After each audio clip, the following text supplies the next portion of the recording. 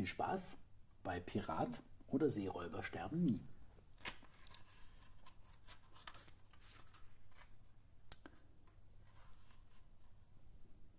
Eins.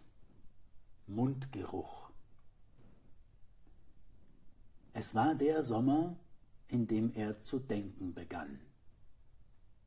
Er hatte eigentlich schon immer gedacht, aber jetzt dachte er mit Worten, mit Menschenworten. Und es war auch der Sommer, in dem er einen Namen bekam. Pirat oder Seeräuber. Er mochte beide, aber am liebsten mochte er Pirat. Das Ganze war so passiert. Das mit dem Namen und das mit dem Bein, von dem er den Namen hatte. Er hatte auf einer kleinen Mauer gesessen, und dann hatte er die Schnecke gesehen am Rand der Mauer, wie sie gerade dabei war, nach unten zu gleiten. »Schnecken gleiten manchmal schneller, als du denkst«, hatte seine Mutter gesagt. Und daran hatte er gerade gedacht, und ein Stück war vielleicht auch die Sonne schuld gewesen, die auf seinen Rücken gebrannt hatte. Jedenfalls hatte er nur einen ganz kleinen Schritt nach vorn gemacht, oder auch zwei, um schneller zuzuschnappen, als die Schnecke wegglitt. Und dann hatte der Junge gerufen, »Der Igel fällt!« Und da war er schon gefallen. Und vielleicht, weil der Junge gerufen hatte oder weil er noch an die Schnecke dachte, die um die Ecke glitt, schneller als man denkt, vielleicht hatte er deswegen vergessen, sich einzurollen, wie er es gelernt hatte. Wie es Igel einfach machen. Sich einrollen oder einkugeln, wenn Gefahr droht oder wenn sie einem mit dem Wind in die Nase getragen wird. Er hatte sich nicht eingerollt. Er war mit den Beinen voraus gelandet, nicht auf dem Rücken, was ein bisschen gezwickt und gefedert, aber nicht richtig wehgetan hätte. Und weil der Junge gerufen hatte, hatte er gar nicht richtig erschrecken können, weil er gar keine Zeit zum Erschrecken gehabt hatte. Er war auf den Beinen gelandet und hatte gleich angefangen zu rennen, weg von dem Jungen, der ihn entdeckt hatte. Da brauchte es keinen Wind, um Gefahr zu wittern, keine Nasenlöcher mit oder ohne Rotz. »Da rennt der Igel«, hatte der Junge gerufen, »und guckt mal, wie der hinkt.« Er hatte gar nicht gemerkt, dass er hinkte, weil er so mit Rennen und Gucken beschäftigt war. Mit Gucken, dass nichts Neues, Schlimmes passiert. Aber als der Junge gerufen hatte, »Guck mal, wie der hinkt«, da hatte er erst gemerkt, dass er gar nicht rannte, sondern nur irgendwie schleppend und schlingernd vorankam, wie alte Igel vorankommen. Da hatte er auch gemerkt, dass sein rechtes Vorderbein höllisch wehtat und mit jedem Wackelschritt noch mehr und höllischer wehtat, bis er stehen geblieben war. »Guckt mal, er bleibt stehen«, hatte da der Junge gerufen. Vielleicht war er auch nur stehen geblieben, weil der Junge das gerufen hatte. Er schnaufte, und das Schnaufen fühlte sich an wie ein Humpeln. »Er humpelt«, hatte die Frau gerufen. Weil die Frau das gerufen hatte, war er ein bisschen weiter nach links gehumpelt, weg von der Frau, die näher gekommen war. »Was ist Humpeln?«, hatte der Junge die Frau gefragt. »Wenn du dir dein Bein umgeknickt oder gebrochen hast, dann humpelst du«, hatte die Frau gesagt. Sie hatte noch mehr gesagt, aber in dem Moment war ihm schlecht geworden. Sein Großvater war an einem gebrochenen Bein gestorben, nachdem er beim Andenken an den Sommersammeln den Hang hinuntergerutscht und das Bein weggeknickt war. Irgendetwas hatte sich entzündet, wobei er nicht wusste, was entzündet war. Zuerst hatte der Großvater gehumpelt, dann hatte er das Bein hinterhergezogen und den Bauch ein bisschen am Boden geschleift. Dann hatte er gar nichts mehr geschleift oder gezogen, sondern hatte nur noch im Laubbett gelegen und kleine Töne aus der Nase herausgelassen. Sie hatten hell und weich geklungen, und die Großmutter hatte gesagt, dass der Großvater heute Nacht weggehen würde, ganz weit weg. Er hatte sich das schwer vorstellen können, wie der Großvater ganz weit weg humpeln sollte, wo er doch gar nicht mehr humpeln oder wenigstens auf dem Bauch schleifen konnte, noch dazu in der Nacht, wo der Großvater doch nachtblind war. Am nächsten Morgen war der Großvater noch da. Er lag kalt und ein bisschen bläulich im Bett, so ein dünnes Blau, wie er es manchmal am Morgen vom Himmel kannte, der gleich über dem Gras aufwachen würde. Später hatten sie den bläulichen Großvater weggetragen und ihn in den großen Laubhaufen hinter dem Familienhügel gelegt, richtig weit innen hinein, weil er es schön warm haben sollte. Und er hatte gedacht, wenn man so blau ist wie der Großvater, reicht vielleicht alles Laub der Welt von hinter allen Familienhügeln nicht mehr aus, um einen warm zu kriegen. Er hatte an den ewigen Winter gedacht, in dem alle Igel erfrieren würden. Und dann hatte er losgeheult. Womöglich hatten sie das mit dem Weggehen gemeint. Ewiger Winter und ewiges Losheulen. Aber jetzt fiel ihm ein, dass es bei seinem Großvater das Hinterbein gewesen war, an dem er gestorben war, oder an der Entzündung. Oder weil er zu lange auf dem Bauch geschleift hatte. Und bei ihm war es ja das Vorderbein. Auch wenn es höllisch wehtat, an einem gebrochenen Vorderbein war noch keiner gestorben. »Guck mal«, rief der Junge, »er humpelt auf dich zu.« Und tatsächlich humpelte er auf die Frau zu, nur ein paar Schritte, aber er hörte gleich wieder auf, weil die Stimme seiner Mutter in ihm drinnen »Große Gefahr« rief. Er blieb stehen, sein Herz klopfte, und er dachte an seine Großmutter, die an einem gebrochenen Herzen gestorben war, bald nach dem Großvater. Zuerst hatte er gedacht, gebrochenes Herz und gebrochenes Bein gehören zusammen. Aber dann hatte es ihm seine Mutter erklärt, dass die Großmutter ein gebrochenes Herz hat, weil der Großvater in dem Laubhaufen hinter dem Familienhügel und nicht mehr im Laubbett neben ihr liegt, weil sie nicht mehr hört, wie er nachts lustige Töne aus der Nase herausschnarcht, weil das alles furchtbar wehtut, wenn einer nicht mehr im Bett liegt und keine bunten Töne mehr herausschnarcht. Das heißt dann gebrochenes Herz. Gebrochen, weil es wehtut. Nicht, weil es wirklich und richtig gebrochen ist, sondern fast noch schlimmer. Die blaue Großmutter hatten sie dann zum Großvater in den großen Laubhaufen gelegt, ein bisschen weiter weg von ihm, damit der Großvater nicht so laut die bunten und lustigen Töne schnarchte. Sie schlafen jetzt schon so viele Jahre, einen ewigen Igelwinter lang, dachte er. Wie die vielen Jahre mit dem ewig zusammenpassten, wusste er nicht, aber er zitterte bei dem Gedanken, dass etwas ewig dauern konnte. Oder er zitterte, weil die Frau rief, er humpelt tatsächlich auf mich zu. Er schnauft so komisch, sagte der Junge. Vielleicht, weil ihm das Bein wehtut, sagte die Frau. Das Bein tat weh. Er hätte sich hinschmeißen und losheulen können. Aber niemand hätte ihn gehört, und es hätte auch nichts genutzt. Keine Mutter, keine Großmutter und kein Großvater hätten ihn gehört. Er drückte die Stacheln hoch und humpelte weiter. »Schau mal, wie er die Stacheln aufstellt«, rief wieder der Junge. »Vorsicht«, rief die Mutter. Der Junge bückte sich und hielt ihm die Hand hin. Eigentlich hätte er jetzt weglaufen oder wenigstens weghumpeln müssen, doch er blieb stehen und schnupperte. »Keine Gefahr«, sagte der Wind. Doch konnte man dem Wind trauen, wenn man mit einem gebrochenen Bein durchs Gras humpelte? »Keine Gefahr«, sagte der Wind. Er humpelte einen winzigen Schritt nach vorn. »Wir nehmen ihn mit«, sagte der Junge. »Igel haben Zecken und Flöhe und Ungeziefer«, sagte die Mutter bestimmt. »Igel haben gar nichts«, dachte er. »Sie fressen Schnecken, 40.000-Füßler und graben nach Käferlarven. Das ist kein Ungeziefer.« »Horch mal, er piepst«, sagte der Junge plötzlich aufgeregt. »Ich piepse nicht, ich rede«, dachte er und hörte sich piepsen. Es klang ganz hell und so aufgeregt wie der Junge. Der Junge hielt ihm die Hand jetzt ganz nah vor die Schnauze. »Keine Gefahr«, Kein Hinterhalt, nichts Böses, sagte der Wind.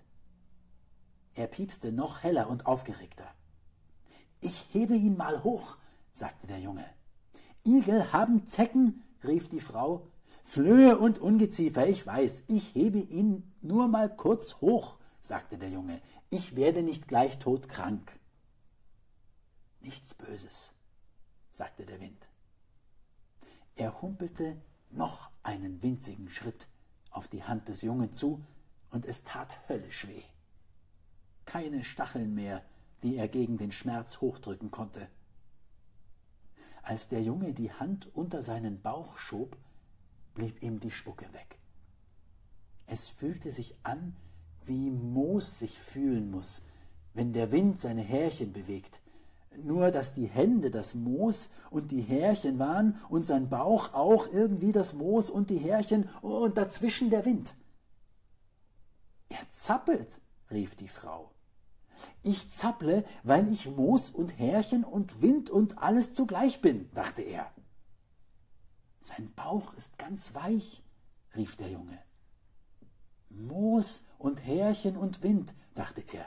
»Er denkt dasselbe wie ich.« »Er fühlt sich so richtig lebendig an«, rief der Junge.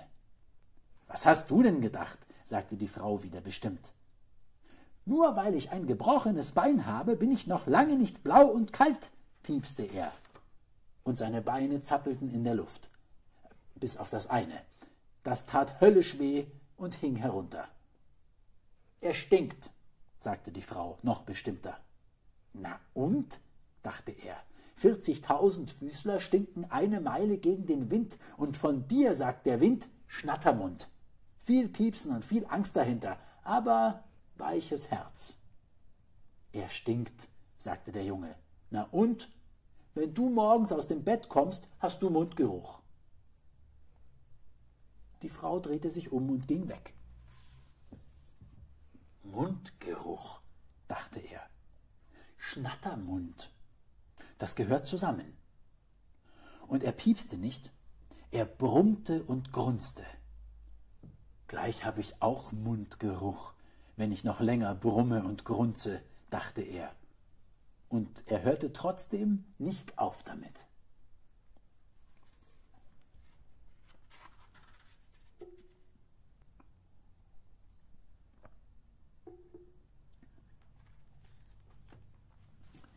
Zwei. Rührei. Dann war der Sommer zu Ende. Er hatte im kleinen Laubhaufen neben der Terrasse geschlafen.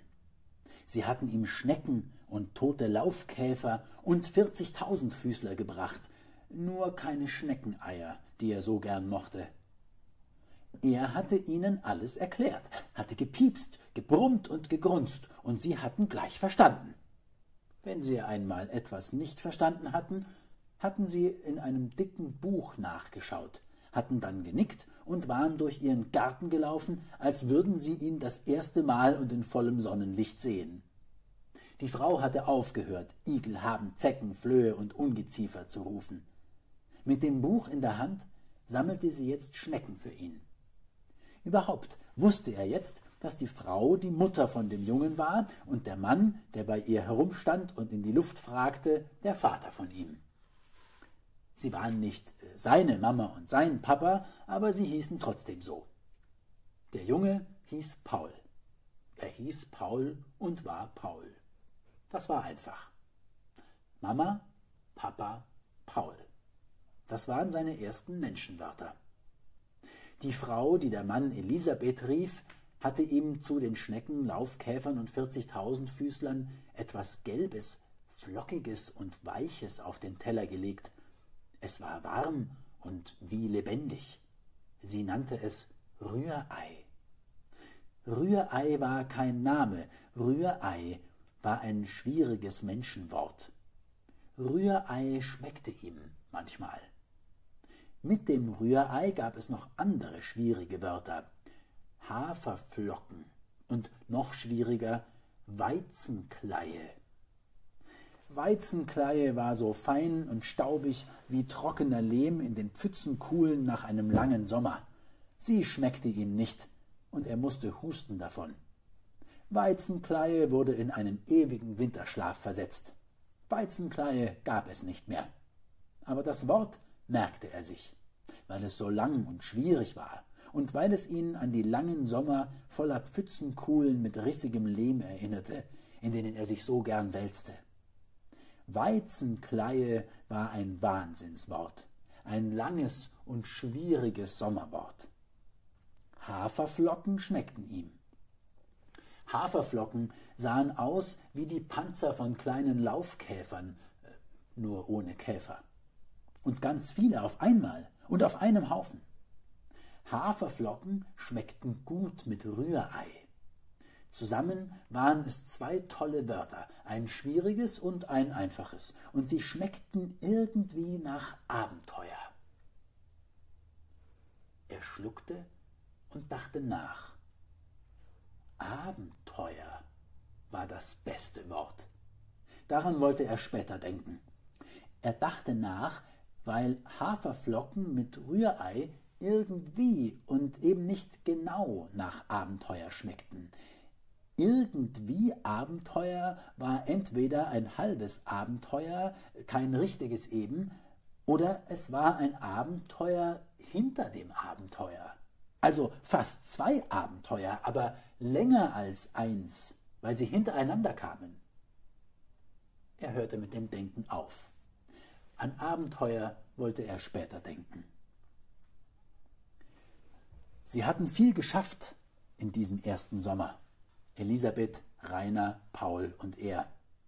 Rainer, so hieß der Papa von Paul. Wieder ein Name. Sie hatten den Laubhaufen bei der Terrasse höher gemacht. Er war um den Haufen gelaufen, so schnell er humpeln und vor Schmerz grunzen konnte, und hatte mit der Schnauze Blätter zusammengeschoben. Elisabeth und Rainer hatten zuerst sich angeschaut und dann ihn. Dann waren sie losgelaufen und mit Händen voller Laub zurückgekehrt. Sie hatten ihn angeschaut, doch er hatte weiter am Haufen herumgeschoben. Sie hatten genickt, gestrahlt und das Laub auf den Haufen gedrückt. Er hatte die Sonne beobachtet und gewusst, dass es ein langer Winter würde. Ein langer Winter mit viel Schnee. Viel Schnee war gut. Der Schnee lag auf dem Laubhaufen, und in dem Laubhaufen war es unter dem vielen Schnee und dem vielen Laub ganz warm. Dort schlief er. Elisabeth, Rainer und Paul konnten nichts in der Sonne lesen. Sie lasen in Büchern und Kalendern und sagten jeden Tag etwas anderes über den Winter. Sie schauten in die Sonne und zwinkerten mit den Augen. Dann wischten sie die Tränen weg und lasen wieder in ihren Büchern und Kalendern. Einmal zeigten sie zum Himmel und sagten Tag und Nacht gleiche. Er schüttelte den Kopf. Wer die Sonne kannte, wusste, was los war. Sie war heute genauso lang da, wie sie weg war. Man musste nur hinschauen, nicht einmal, sondern jeden Tag. An dem Tag, für den sie diesen komplizierten Namen hatten, begann der Herbst. Jetzt musste er schneller fressen, je nachdem. Wenn er im Sommer weniger gefressen hatte, musste er schneller fressen. Wenn er im Sommer mehr gefressen hatte, konnte er sich Zeit lassen. Tag und Nacht gleiche. Diesen Namen wollte er sich merken. Tage konnten auch Namen haben. Das war neu und aufregend. Aufregende Dinge konnten sie immerhin, Elisabeth, Rainer und Paul. Er musste nicht so schnell fressen. Er konnte sich Zeit lassen. Elisabeth brachte ihm Rührei mit Haferflocken. Einfache und schwierige Wörter, mit denen im Kopf er um den Laubhaufen herumhumpelte.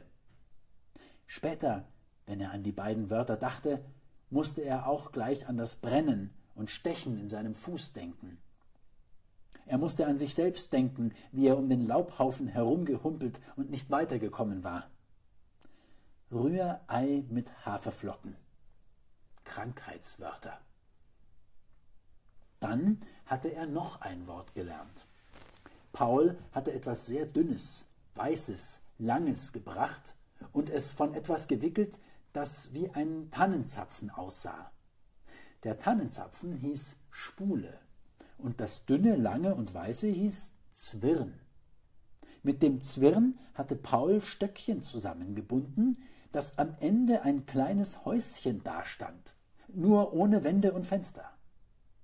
Paul setzte ihn in das Häuschen und er passte genau hinein.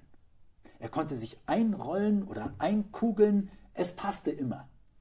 Paul bastelte noch ein Dach und Wände aus Sperrholz, aber keine Fenster für das Häuschen.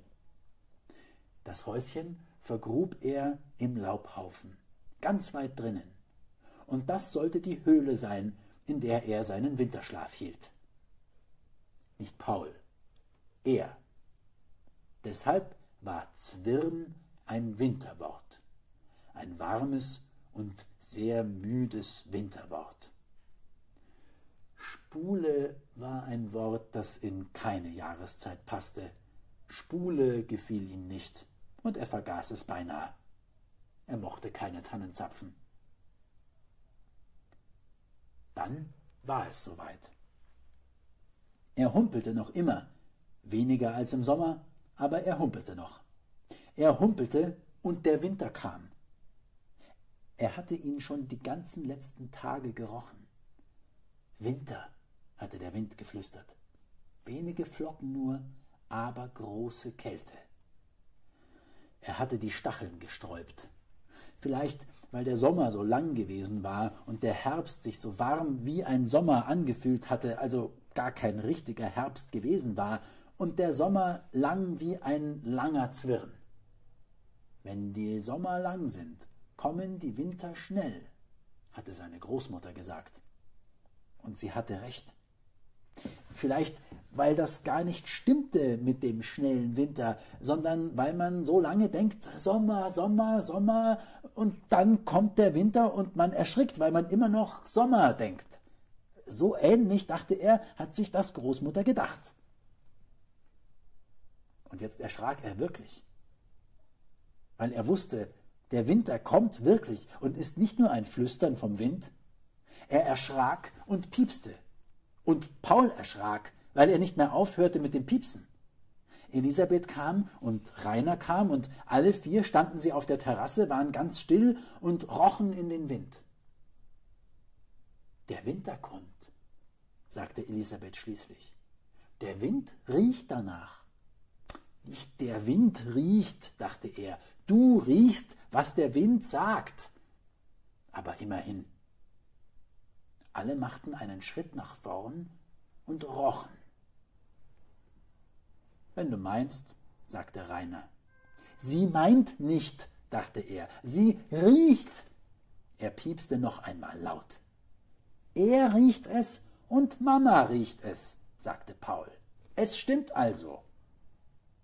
Rainer drehte sich weg. Dann kommt der Winter eben. Dann kommt der Winter eben, dachte er. Das Bein nicht richtig in Ordnung und da kommt der Winter. Er roch noch einmal und schaute zu Elisabeth hoch, die auch roch. Ihre Nase sah aus wie ein Tannenzapfen, der gleich vom Ast fällt. So bewegten sich die Nasenflügel. Er dachte an Paul, Elisabeth und Rainer, die in ihrem großen Haus Winterschlaf halten würden.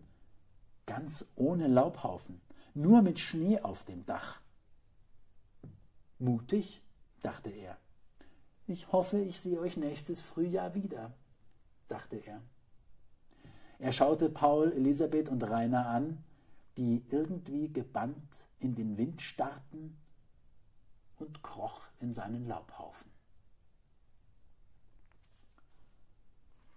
Und ich hoffe, dass ich euch entweder bald wiedersehe oder ihr euch vielleicht Lust habt, dieses Buch zu besorgen oder das Hörbuch, das ich auch vorgelesen habe.